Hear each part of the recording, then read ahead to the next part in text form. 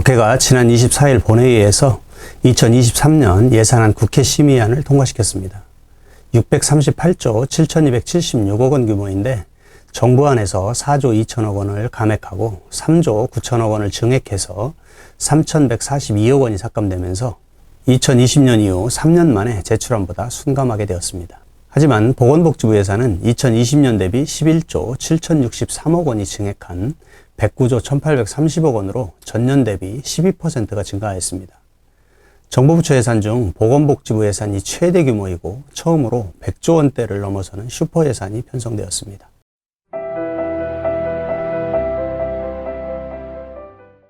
여러분 안녕하십니까? RBCTV 리암입니다.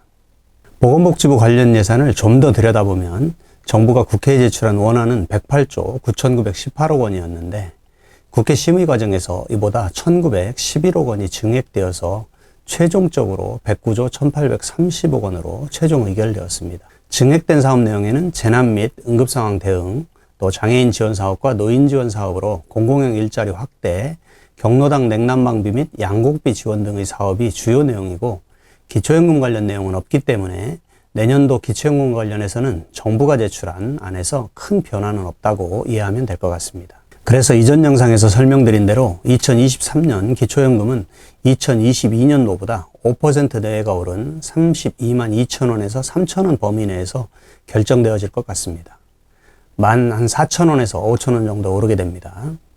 정부 예산안에서 단독가구 32만 1,950원으로 계획을 하고 있는데 최종 확정은 소비자 물가지수 등 통계 자료가 나오기까지 조금 더 시간이 필요하겠지만 크게 변하지는 않을 것 같습니다.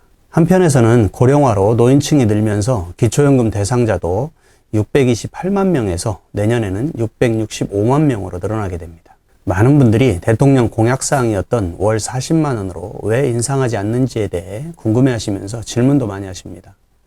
현재는 여러 가지 제도적 준비가 남아있기 때문에 내년 하반기 정도가 되어야 윤곽이 잡히고 적용되는 시점은 2024년도에 큰 변화가 있을 것으로 보입니다.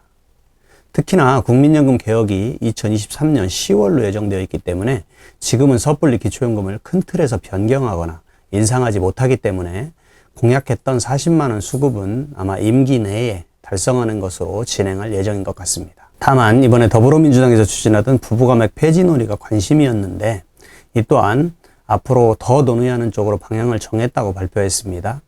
이는 표현만 다를 뿐 사실상 국민연금과 같이 연계해서 큰 틀에서 변경하는 것으로 하고 이번에는 변경하지 않겠다는 것과 같은 의미로 보시면 될 것 같습니다. 기초연금을 많이 받으면 받을수록 생활에 도움도 주고 좋겠지만 현실은 그리 녹록치 않은 것 같습니다.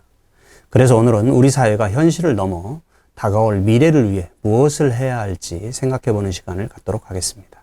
2023년은 1차 베이비부머 세대를 상징하는 58년 개띠, 이분들이 65세가 되는 해입니다. 베이비부머 세대는 6.25 전쟁으로 많은 사람들이 사망하고 이후에 태어나서 세계가 놀라고 또 부러워하는 한강의 기적이라 불리는 대한민국의 초고속 경제성장을 이끈 주역의 세대를 말합니다. 우리 사회에서 65세는 큰 의미가 있습니다. 고령자 관련 대부분의 통계들은 모두 65세가 기준입니다. 기초연금을 비롯해서 지하철 무료 탑승, 또 독감 예방접종비 면제라든가 비과세 저축 상품의 일부, 그리고 임플란트 할인 등이나 각종 경로 우대 자격이 생기는 것도 65세부터입니다. 이처럼 58년 개띠가 노인 세대에 진입하면서 1,000만 노인 시대가 눈앞에 다가왔습니다.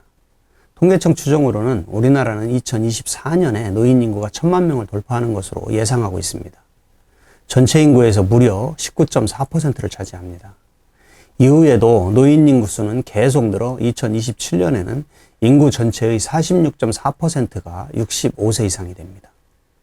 인구 구조는 한번 방향을 잡게 되면 짧은 기간에 바꾸기는 어렵습니다.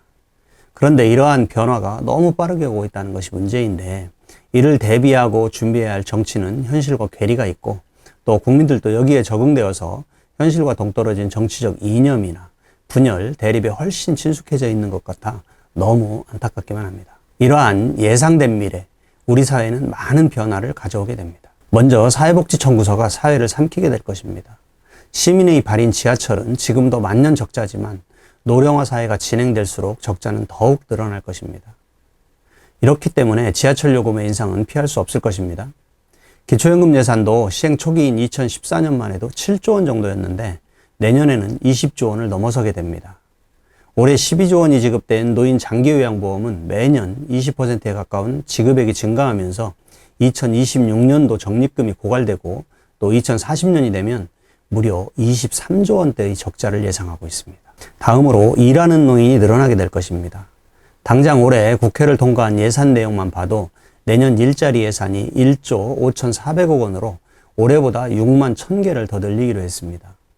생산과 소비의 주축인 경제활동 인구가 줄어드는 사회에서 노인들의 존재감은 커질 수밖에 없습니다.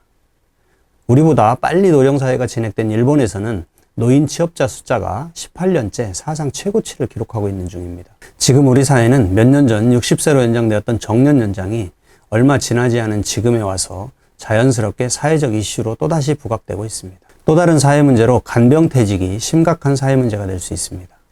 우리나라는 고령화 속도가 너무 빨라서 노인 돌봄 인력의 만성 부족에 시달릴 운명에 처해 있습니다.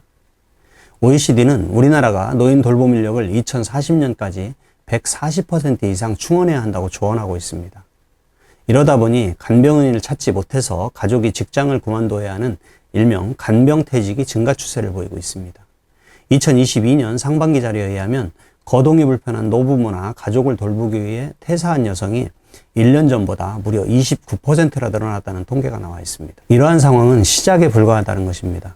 더 큰 문제는 10년 후에 닥친다는 것입니다. 올해부터 노인 세대에 합류한 58년 베이비부머 세대가 75세가 되고 동시에 2차 베이비부머 세대죠. 68년에서 74년생들을 말합니다.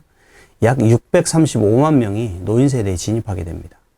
통상 75세 이후는 크고 작은 질병으로 의료기관이나 타인의 도움을 받아야 하는 유병세대로 분류합니다. 지금처럼 결혼도 하지 않고 아이를 낳지 않는 초저출산 사회에서 출산율 극적 반등이나 또 외부 인구 유입을 기대하는 건 헛된 기다림에 가깝습니다. 인구학자 멜더스가 말하는 인구 감소의 가장 큰 원인은 경쟁입니다. 우리 사회가 만들어온 지나친 경쟁 사회로 인해 조장된 분열과 필요 때문에 젊은이들은 분노하고 이는 자신의 삶이 불행하다고 느끼게 되면서 결혼이나 출산 등 미래보다는 지금 당장만 생각하는 삶이 됩니다. 하지만 이러한 분열과 대립의 사회는 우리의 전통 사회와 너무 다르기 때문에 많은 사람들이 미래를 걱정하는 것입니다. 정책이나 제도 한 가지 한 가지가 정말 중요한 시기입니다. 오늘은 국회 의결을 통과한 2023년도 보건복지부 예산에 대해 이야기하였습니다. 시청해 주셔서 감사합니다. RBGTV 리암입니다.